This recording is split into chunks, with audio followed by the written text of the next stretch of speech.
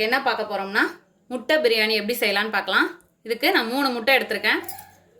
2 medium size ஆனியனை cut பண்ணி வச்சுருக்கேன். 1 மீடியம் சைஸ் தக்காளி, கொஞ்சமாக புதினா இலை, கொஞ்சமாக கொத்தமல்லி, 1 பச்சை மிளகாய்,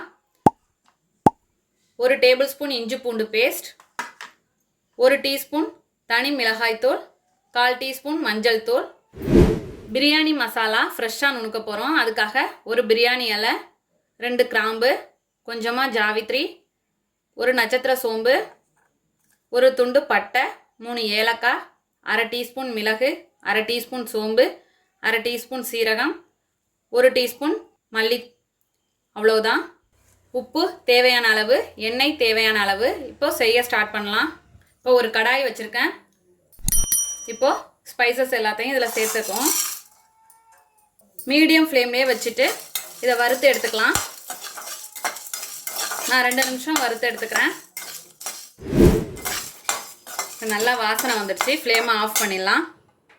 இப்போ இதுதான் பிரியாணி மசாலா பவுடராக நுணுக்கி எடுத்துகிட்டு வந்துடுவோம். இப்போ ஜாரில் மாற்றியாச்சு. இது ஆறட்டும். இது ஆறுறதுக்குள்ளே முட்டையை வறுத்துடலாம். இதுக்கு ஒரு கடாய் வச்சுக்கோங்க. 1 டேபிள் ஸ்பூன் எண்ணெய் விட்டுக்கலாம். இதில் கொஞ்சமாக மஞ்சள் தூள், தனி மிளகாய் தூள் 1/2 டீஸ்பூன், 1 டீஸ்பூன் எடுத்ததில் பாதி அளவு போட்டுட்டு பாதி அளவு வச்சுருக்கேன். உப்பு கொஞ்சமாக. இதில் முட்டையை வறுத்துடலாம். இதே 2 நிமிஷம் வறுபடட்டும். இப்போ 2 நிமிஷம் ஆயிடுச்சு. இப்போ ஃப்ளேமை ஆஃப் பண்ணிடலாம். இதை ஒரு பிளேட்டில் மாற்றிப்போம்.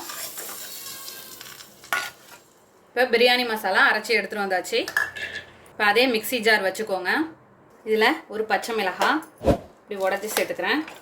கொஞ்சமாக கொத்தமல்லி தழை, கொஞ்சமாக புதினா, இஞ்சி பூண்டு பேஸ்ட், இதிலையே தனி மிளகாய்த்தூள் எல்லாத்தையும் ஆட் பண்ணிக்கலாம். இதை நல்லா ஒரு பேஸ்ட்டாக அரைச்சி எடுத்துகிட்டு வந்துடுவோம்.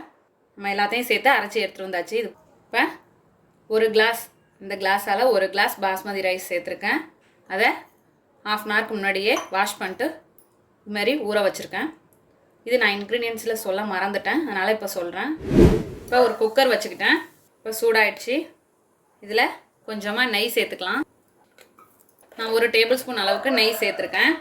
இதோட 2 டேபிள் ஸ்பூன் எண்ணெய். இப்போ எண்ணெய் சூடாயிடுச்சு.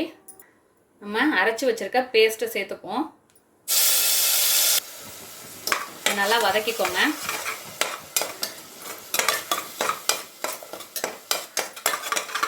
பச்சை ஸ்மெல்லாம் போகணும். இப்போது இதில் வெங்காயம் நல்லா வதக்கிக்கலாம்.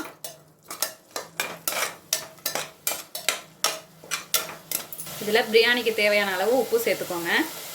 நல்லா வதக்கிப்போம்.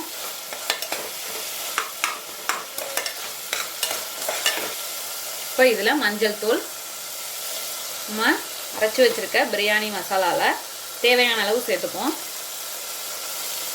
நான் 1/2 டேபிள் ஸ்பூன் சேர்த்துருக்கேன். இப்போ இதில் தக்காளி நல்லா வதங்கணும். மீடியம் ஃப்ளேம்லேயே வச்சுக்கோங்க.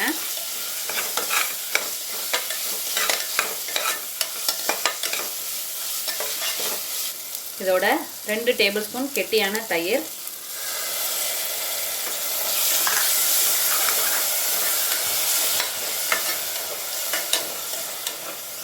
இது நல்லா வதக்கிக்கோங்க.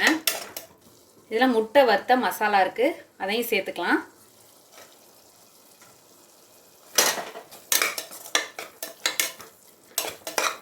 நல்லா வதங்கட்டும். இப்போ இது நல்லா வதங்கிடுச்சு. நல்லா எண்ணெயெல்லாம் பிரிஞ்சு வந்துடுச்சு. இந்த ஸ்டேஜில் நம்ம 1/2 கிளாஸ் தண்ணி சேர்த்துக்கலாம். இதால் 1 கிளாஸ் நான் ரைஸ் எடுத்துக்கிட்டேன், அதனால் 1/2 கிளாஸ் சேர்த்துக்கிறேன். இப்போ தண்ணி கொதிக்கட்டும். இப்போ தண்ணி நல்லா கொதிச்சு வந்துடுச்சு. இப்போ ரைஸ் சேர்த்துக்கலாம். தண்ணியெல்லாம் வடிச்சிட்டு சேர்த்துப்போம்.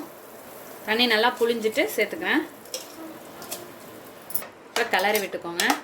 உப்பு சரியாக இருக்கான்னு இந்த ஸ்டேஜில் பார்த்துக்கோங்க. கொஞ்சம் கரிச்சாப்பில் இருக்கணும். அப்போ சாதத்தோடு வேகிறப்ப கரெக்டாக இருக்கும். எனக்கு சரியாக இருக்குது. இதில் கொஞ்சமாக புதினா இலை, கொஞ்சமாக கொத்தமல்லி, கொஞ்சமாக நெய், எல்லாம் சேர்த்துக்கலாம். சேர்த்துட்டு நம்ம வறுத்து வச்சுருக்க எக்கை இதில் சேர்த்துக்க போகிறோம்.